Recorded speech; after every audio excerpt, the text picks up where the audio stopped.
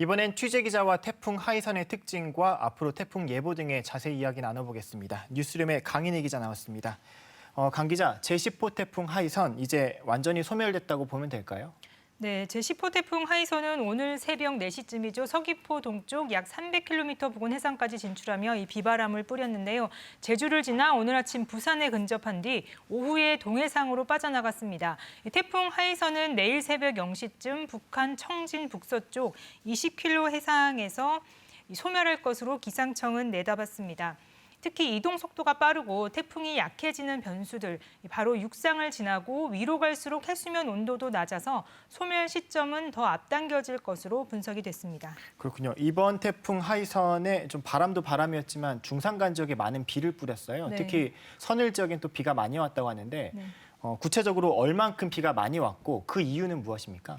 네, 기상청은 제10호 태풍 하이선이 예상 강수량으로 해안에는 100에서 200mm 그리고 산지에는 300mm 이상을 예보했습니다. 이 영향권에 들었던 그제인데요. 지난 5일부터 누적 강수량을 보면 조천읍 서늘리 560mm로 한라산보다 가장 많은 비가 내렸습니다. 그 뒤로 산천단 434mm, 구좌송당 285, 유수암 346mm를 기록하며 중산간의 비가 집중됐는데요.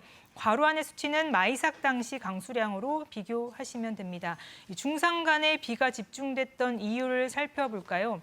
태풍 하이선이 북상하는 과정에 한라산을 사이로 오른쪽에 수증기를 머금은 북동풍하고 서해상에서 정체하다 불어오는 차고 건조한 북서풍이 충돌을 한 겁니다. 이때 구름이 만들어지며 비가 많이 내린 것으로 기상청은 분석했습니다.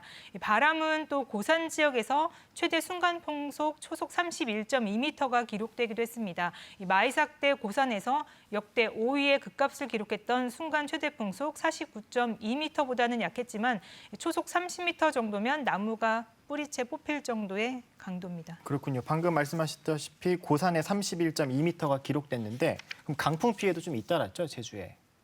네, 이미 마이삭으로 인해서 피해가 적지 않은 상황인데요. 조금 전 이면희 기자 리포트에서도 보셨겠지만 신호등이나 도로 표지판 부러짐이 잇따랐습니다. 이번에도 정전 피해가 속출했는데요. 대정읍에서는 전선 변압기가 고장이나 490여 가구가 2시간 넘게 정전되기도 했습니다. 폭우로 인한 침수 피해도 잇따랐습니다. 제주도 소방안전본부에 접수된 강풍 피해로 인한 안전조치와 폭우 배수 지원에 대한 신고를 보면 16건이 집계가 됐는데요. 소방활동 내용으로는 간판이 가장 많았고 전기시설과 맨홀, 도로, 그리고 식당 배수 지원 등이었습니다. 이 학교 시설에서도 피해가 나타났는데요. 제주도교육청은 21개 학교와 유치원에서 침수와 시설 파손 등 피해가 발생한 것으로 확인을 했습니다. 특히 농작물 피해가 심각합니다. 아까 네. 신익환 기자 리포트에서도 보셨듯이 네. 고령 농가께서 가슴이 아프다라고 한 말이 마음에 남는데요. 이 마이삭 때 이미 구좌 지역의 콩과 당근 그리고 애월 지역에서는 브로콜리와 양배추 등 피해가 컸습니다. 또 감귤나무 피해도 속출했는데요. 엎친 데 덮친 격으로 이 하이선까지 막대한 피해가 우려됩니다. 행정당국은 현재 지난 태풍으로 인한 피해를 본 농가를 대상으로 오늘부터 오는 16일까지 피해 신고를 받고 있습니다. 정확한 이 피해 조사와 함께 신속한 복구와 지원이 절실합니다. 그렇군요. 여름 장마도 좀 힘들게 버텨왔는데 이번 태풍에 또 큰 피해를 입었다니 마음이 좀 네. 안타까운데요. 사실 이렇게 태풍이 왔다 가면 피해가 적지 않아서 반갑진 않지만 그래도 태풍이 왔다 가고 남긴 장점이 또 있다면서요. 네, 맞습니다. 기상청 자료를 살펴봤는데요. 태풍의 장점은 주로 자연환경에 끼치는 영향이었습니다. 해수가 순환이 되고 바다 생태계가 활성화되는 것으로 나타났습니다. 또 물 부족 현상이 해소가 되고 지구의 온도 균형을 맞춰주고 또 지구의 열 순환을 돕는 것으로 조사가 됐는데요. 인간은 자연 앞에서 한없이 작지 않습니까? 그렇죠. 하지만 철저히 대비를 하고 이 태풍에 이로운 점도 있다고 조금만 생각을 바꾼다면 또 그리 반갑지 않은 손님만은 아닐 것 같습니다. 일례로 특히 제주 인근 해상에 내렸던 고수온주의보도 지금 해제가 됐고요. 맞습니다.